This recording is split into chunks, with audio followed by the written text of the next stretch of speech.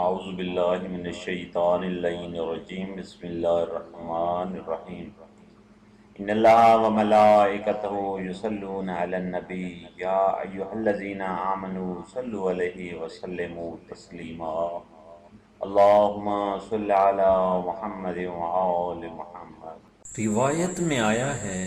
کہ جب انسان 40 سال کا ہو جائے اور اپنے گناہوں اور خطاؤں سے توبہ نہ کرے اور اس کی خوبی اور اچھائی اس کی بدی اور شر پر غالب نہ آئے تو شیطان اس کے چہرے پر ہاتھ پھیرتا ہے اور اس کی پیشانی چوم کر کہتا ہے، میں اس چہرے اور اس صورت پر فدا ہو جاؤں کہ یہ چہرہ کبھی فلاح نہ پائے گا۔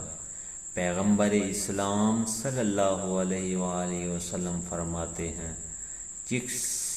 جس شخص کی عمر 40 سال ہو جائے اور اس کی نیکی اس کی برائیوں پر غلبہ نہ پا سکے تو اسے خود کو آتش جہنم کے لیے آمادہ کر لینا چاہیے۔ امام باقر علیہ السلام نے فرمایا، جب کوئی بندہ 40 سال کا ہو جاتا ہے تو اس سے کہا جاتا ہے اپنا خیال رکھنا،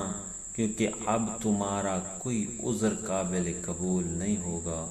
امام صادق علیہ السلام فرماتے ہیں، ہر آدمی 40 سال تک اپنے گناہوں سے نجات پانے کا راستہ رکھتا ہے، لیکن جب اس سن کو پہنچ جاتا ہے تو خداوند عالم اس پر مامور فرشتہ کو حکم دیتا ہے کہ اب اس کے چھوٹے بڑے اعمال و کردار سے ہوشیار رہنا اور انہیں لکھتے رہنا۔